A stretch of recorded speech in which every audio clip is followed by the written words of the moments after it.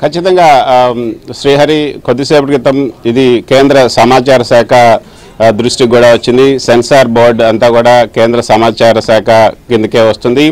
కేంద్ర సమాచార శాఖ మంత్రి అనురాగ్ ఠాకూర్ కార్యాలయం నుంచి కొద్దిసేపటి క్రితమే నాకు ఫోన్ చేయడం జరిగింది. ఫోన్ చేసి వాళ్ళు వివరాలు అడిగారు.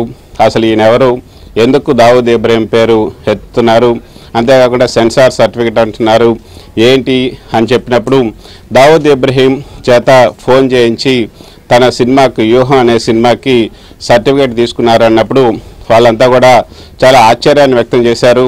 అసలు దావూద్ ఇబ్రహీం అంటే ఒక దేశద్రోహి, ప్రొక్లైమ్డ్ క్రిమినల్, దేశ బహిష్కరణకు గురైనటువంటి వ్యక్తి, 2 దశాబ్దాలుగా దేశం వెతుకుతున్నటువంటి వ్యక్తి.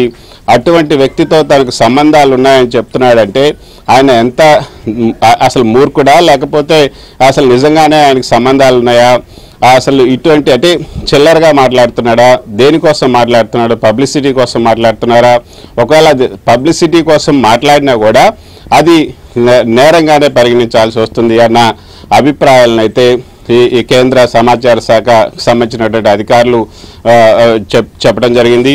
అయితే వాళ్ళు మనకి విశ్వసనీయ వర్గాల నుంచి అందినటువంటి సమాచారం మేరకు ఈ వీడియోలో ఆయన వెలుబుచ్చినటువంటి అంశాలన్నింటినీ కూడా ఒక నివేదిక రూపంలో తయారు చేసి కేంద్ర హోంశాఖకు పంపబోతున్నారు. కేంద్ర హోంశాఖ కూడా దీంట్లో చాలా సీరియస్ అయింది.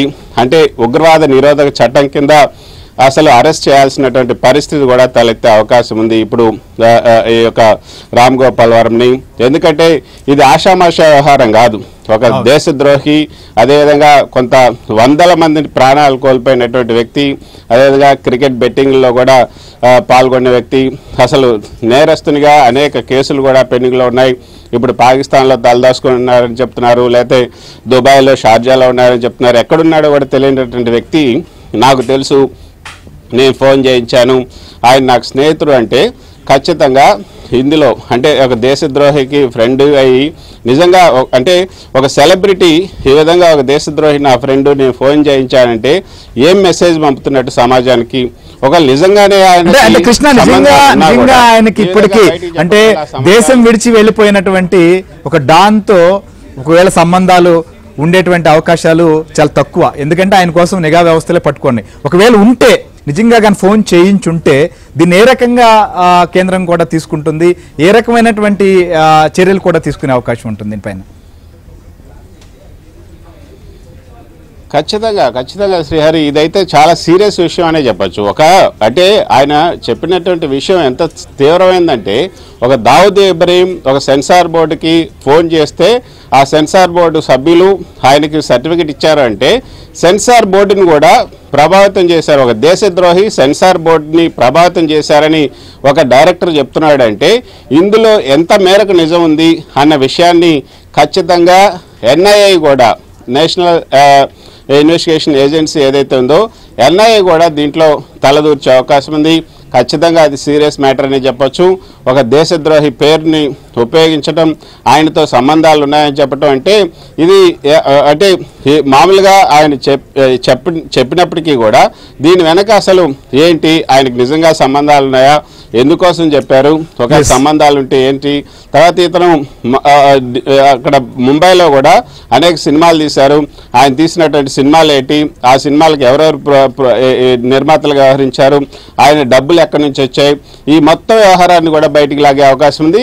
ఖచ్చితంగా ఇప్పుడున్నటువంటి ఈ సినిమాకి సంబంధించినటువంటి నిర్మాతలు కూడా ఎవరు, వాళ్ళకి ఈ సినిమాలో ఉన్నటువంటి వాటికి ఏమి సంబంధం, అది జగన్మోహన్ రెడ్డి సంబంధించి వైఎస్ఆర్కి సంబంధించినటువంటి జీవిత చరిత్ర కాబట్టి జగన్మోహన్ రెడ్డికి కూడా ఏమైనా సంబంధాలు ఉన్నాయా, ఈ మొత్తం వ్యవహారాన్ని మాత్రం కేంద్రం బయటికి లాగే అవకాశాలు ఉన్నాయి. కేంద్ర సమాచార శాఖ, కేంద్ర హోంశాఖ అయితే చాలా సీరియస్ గా ఉంది.